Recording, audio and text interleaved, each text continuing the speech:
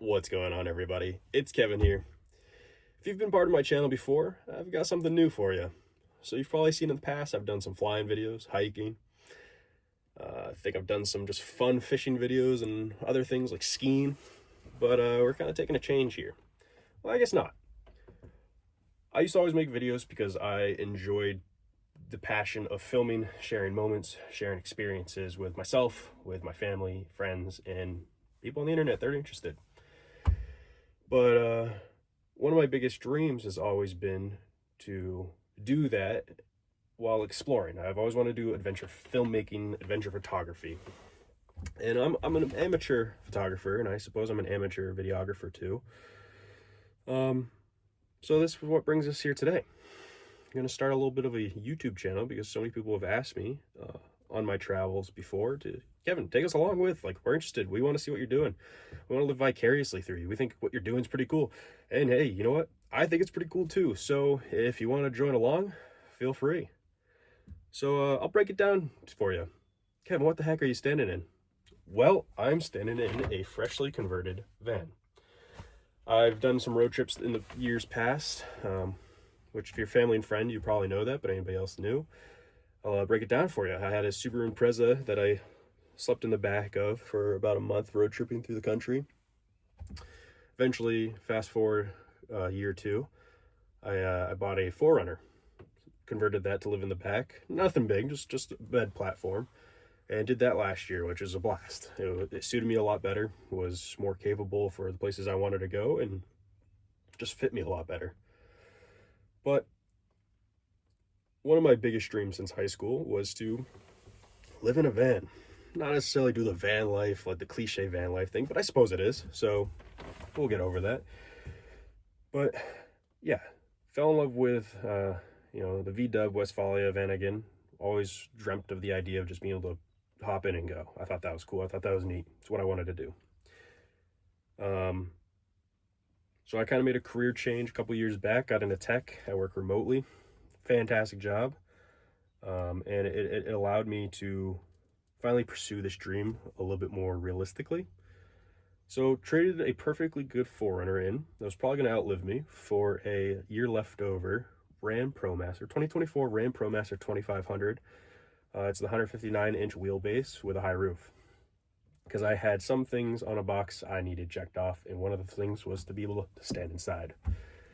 So I did this back in February of 2025, and I live in New England, so classic New England weather didn't really allow me to build anything for about a month, middle of the winter.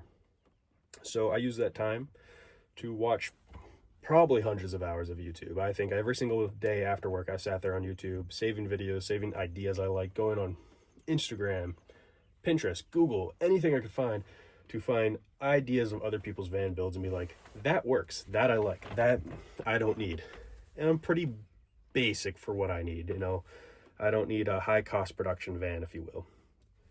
And I wanted to do it cheap. So I found a website. I forget the name. I'll try to link it in the video. But it's like a 3D AutoCAD site where you could put in the make and model of your van. It's kind of like Sims, but in real life, if you will, where you can kind of come in and be like, I want a bed here, like drag and drop.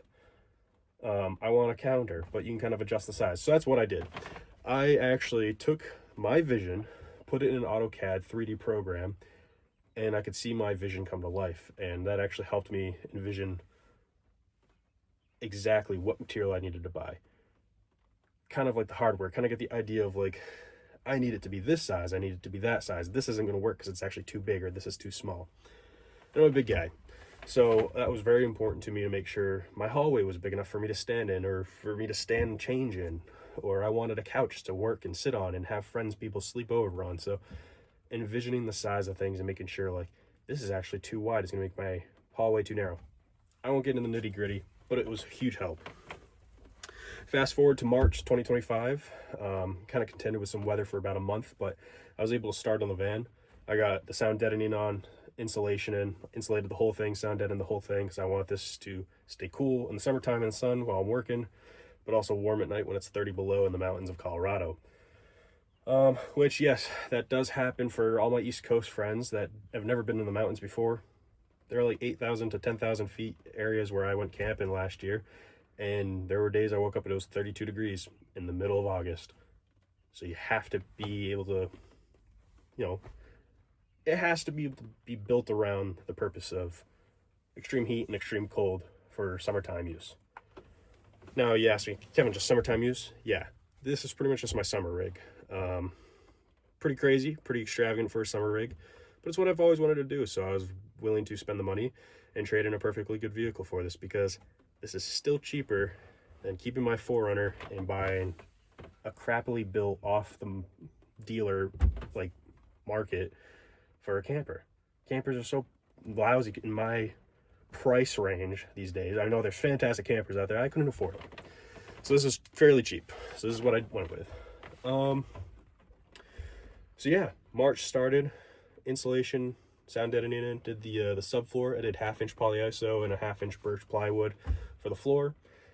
And I've got pictures of like all my steps I'll probably throw up in this video for you guys, so you can kind of see some of the process. I started filming, but I didn't want to be another one of those film videos. I want to just focus on actually building this thing rather than making a YouTube for it, because guess what, there's so many really good YouTube videos out there if you're ever interested in building your own that you can kind of follow along.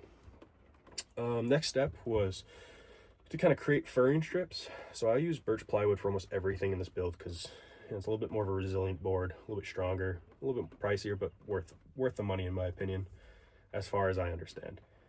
Who knows? This could all fall apart in a month, and I could chew my words. We're gonna find out. So that's the point. So I stripped some furring strips. I did a 1/2-inch birch on the ceiling and 3/4 inch on the walls. At the same time I was doing that, I needed to cut 2 holes in my roof, one in the front, one in the back behind me, for a max air fan. I'm a big boy. I'm 6'1", and I'm big.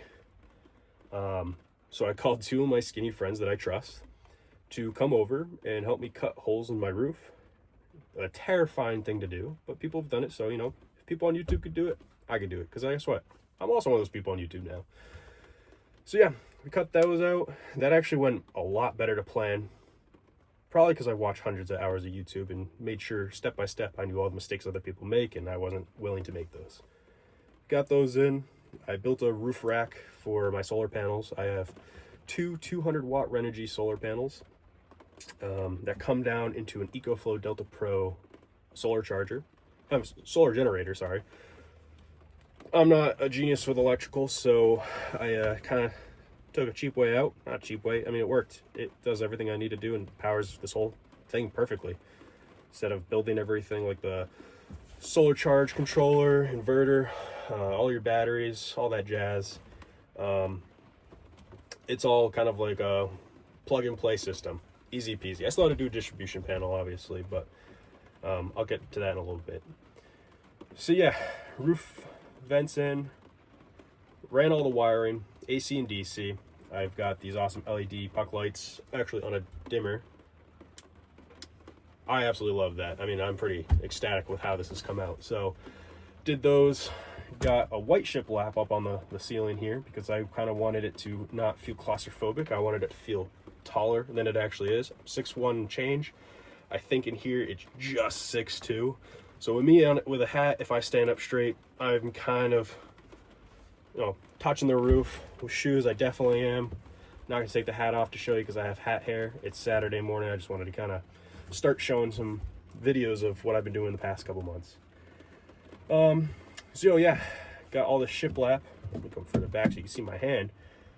Stained this chocolate color, a very light chocolate color. I love this color, actually. I'm ecstatic with how this has come out. Put in a bunch of outlets, put in a couch down here. I'll show you this in just a moment. Countertop, tons of storage underneath. I didn't do, as you can see, this is literally just a countertop. I didn't want to put a sink and a stove. Well, actually, I take that back. I did want to do a sink and stove, but it's too much. Not what I needed. I do a lot of camping, so I'm okay with a little extra work to cook and a little less, I guess, comforts of home. So I have a pop-up sink, like a sink basin, and I have a Coleman 2-burner stove that I've used forever for camping that I'll just take out from underneath, put it on top, and I'll cook. Easy peasy. That way, if I'm out somewhere that has really nice view, I can set up my pop-up table and cook outside. That way I don't get smells and grease and stuff in the van. Try to prevent that if I can. Super simple cabinet up top over here, and then a full-size mattress back here that I didn't have to trim. I'll show you how I did that in a little bit. And plenty of storage underneath the bed. So yeah, a lot of it was just kind of watching YouTube, figuring out, or being like, I want this, let me figure out how it's going to work, or how do you build that. So a lot of Google, a lot of YouTube helped make this happen. I say I graduated from YouTube University because that's exactly what I feel like I did. But a little insight into why I did this too. I guess, you know, I like to road trip. I think I kind of touched on this in the beginning, is a lot of people always ask, Kevin, make videos. Like, you need to make videos. I've made videos for a ski resort in the past, kind of like daily videos, so I'm fairly comfortable in front of a camera, kind of telling stories. But everyone was like, man, you're doing some of the coolest things I've always wanted to do. I've never been able to do that. Please make a video so we can kind of see what you're doing, where you're at. Like, we want to live vicariously through you. So here I am. Again, I also like doing this stuff, so it's not just for that reason. I like to kind of just make something I can look back on and be like, instead of scrolling through your camera roll on your phone that might get deleted, you might lose one day, and be like, man, that was a good memory. You can kind of like, I can kind of look back on these videos and be like, man, that was a cool hike, or that was a cool dispersed camping spot I found, or that was a really good restaurant. So that's kind of the whole purpose of this. Kind of doing this for myself and my family, but you're more than welcome to join along. I'm happy to have you here. Yeah, just another dude. So let me take this off. It's raining right now. I don't know if you can hear the pitter patter on the roof. Hopefully my sound editing did a good enough job. But I'll give you kind of a quick tour, a quick rundown. So the couch is 6.5 feet long by about 26 inches wide.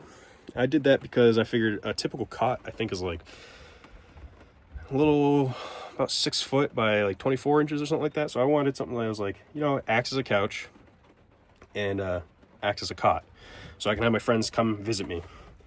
And there's storage underneath, so that's a huge perk too. I work remote off a computer, so I've got this sick Lagoon table that actually can like lift up and I can take out. Worth every penny. I think that's really neat. It's also a good place to eat, to like sit down and eat. Been chilling a lot in the van. I haven't left yet. I'm still in my parents' driveway.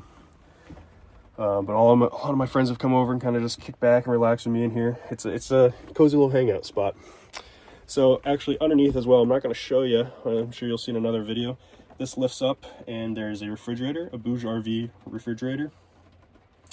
I think it's a 30 quart, 30 liter, not 30 liter, 30 quart maybe. It's not that big, but it works great. Doesn't use that much power.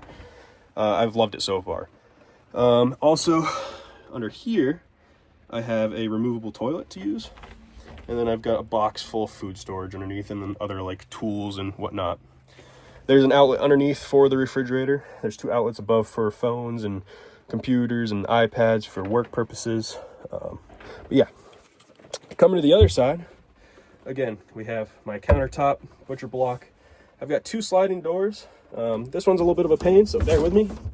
Never mind. I spoke that into existence that it's not actually a pain. Under here, I've just got water with a electric faucet, trash, and my Coleman stove, a bucket of food. Let's see, now it's gonna give me trouble closing this thing. Still trying to figure out the issues with this thing. Food storage down here, and then a shelf up there with other things, other knickknacks. I got like the collapsible sink basin, but the whole purpose of this is I kind of want to make this my sticker wall, because it's cheap wood to replace and take out easy enough, rather than like hindering anything else in the van if I ever sold it or want to replace it, or I thought it looked dumb eventually. But I like this idea, kind of like a sticker from everywhere. My buddy's car show, Bedford Cars and Coffee in Massachusetts, check it out. Another outlet up here, there's the dimmer switch. Oh yeah, Max Air fan, tons of puck lights on the ceiling. Switching you around here. Cabinets, I really wanted like an opening cabinet, but I don't know. I was like, I'm gonna put so much stuff up here. Maybe I could save a little bit of weight by taking some wood off. Also, another purpose I did another reason I did the birch plywood is it is lighter and a strong wood. So yeah, some knickknacks up here right now, but just some cargo nets to kind of hold things in. Now, my full-size mattress. Yes, I fit from side to side. I'm 6'1" and change. That's about 6'2", I think, exactly. So I can't really point my toes, but I can kind of kitty corner if I need to really get a good stretch going. But in here, I mean, I haven't finished off any of the trim. There's still a lot I need to do in the van, but for this summer, I'm going to go out as is. Made a little insert here with the framing, so I get an extra 2 inches here. And again, an extra 2 inches here. That way, I can fit, and I don't have to trim a full-size mattress. But yeah, it's a 10-inch memory foam mattress. I fit great up here. It's very comfortable. And I got a rooftop vent right above me to kind of get that breeze going at night. And I also have another fan. Didn't really finish the back doors, but I got these 6 magnet blackout shades that have a handy dandy little pocket for my phone at night if I want to put it in there. They're from Living in a Bubble. Totally worth it. Super high quality stuff. I actually did that for the back window shades as well as a sliding door bug net, which I've been using a lot because I've been working out of the van so far just to get used to this. What else? Yeah, there's a massive garage underneath the bed. I mean, take a look, but there's not much you can probably see because it's probably pretty dark back there right now. So I'm not going to go there right now. Again, it's raining out, so not going to show you too much of the exterior of the van. Up here, just have blackout shades right now, but just your standard cockpit of a Ram ProMaster. Not bad, folks. Not bad. Pretty basic, pretty straightforward. Kevin, you don't have a shower on board. Wrong. I have a solar shower. I've always used one of my friends, Cassie, from when I was visiting her out in Montana. She gave me a solar shower bag. You fill it up with water, put it in the sun, heats up, hang it from a tree or the top of a vehicle, and it's gravity fed. Like, just pop a little vent, water comes out. Actually, pretty good. I've had some really refreshing showers from it. But you can always just go find a place to be like, hey, $5 for a shower, sure, sign me up. Lots of those out in parks, national parks, and I'm sure I'm going to use campgrounds. I mean, I guess that's the next step to talk about is, Kevin, where do you go? Well, I don't know. I've done a lot of road trips to Montana, Washington, the Pacific Northwest, Idaho, Montana. Wyoming's one of my favorites. Colorado did last year. Absolutely incredible. Want to explore a lot more of it. But right now it's May, start of May, and I want to head out to Utah. Figured, really good to be in the desert. A little bit of a drier heat right now before it gets scorching hot there. Kind of check that out. A lot of public land camping, hopefully still, if they didn't sell it all off. But can really get some good Starlink coverage and solar, and kind of just test out the limits of the van before heading up the mountains where I might be in areas where it's harder to find an open field to camp out of, but I'm sure I'll make it happen. So yeah, the plan is to head Colorado, Utah for most of the summer, back up to Wyoming, potentially Montana. Got to be back in the fall for a wedding. Well, late summer for a wedding. My best friend's getting married. So it's kind of the limitation on this road trip for this summer, but I'll be back out in the fall. And then next summer, yeah, not doing this full time, just just extended road trips. But some things I like to do is I really like to explore places, small towns, ghost towns, so old mining towns that have shut down and are in ruin. I really like photography. I really like cool photo spots, so you'll probably see me going to a lot of cool photo spots for like sunrise, sunset, mountains. I really like mountains, rivers. I like to float rivers. I have a pack raft, a single pack raft. It's like a whitewater raft for one person. Packs down to nothing. So I'll take that. I used to be a really big fisherman, so I'm really trying to get back into that. So I'm taking the fly rods and flies. Might take my fly tying kit and try some luck out on the rivers out west. And it's kind of like the holy ground for fly fishing, I suppose, in the U.S. at least. And then hiking and camping. And just exploring cool little areas that no one thinks about, like those off-beaten towns with cool history. I guess that's kind of what I typically do, so I suppose that's probably what you can expect. Hopefully that's what you're into. If not, no worries. We're just here to share moments in time. Kind of a video journal, if you will, for myself and for my family and for any new friends that want to come along the journey. But expect an odd dude, because that's exactly what I am, folks. I'm sure you'll see a lot more of the van. I'll answer a lot of questions in the future. And you'll be seeing a lot more of this good-looking face on camera. I'm kidding. But, yeah, we'll be getting on the road here in just about a week's time. And we'll be filming the whole thing. So people can live vicariously through me, and I can kind of share that journey and show what's in the great big backyard of America. Show you what it's really about. All right, folks, that's all I have for today. I will see you on the next one if you decide to join. But yeah, adios, muchachos. See ya.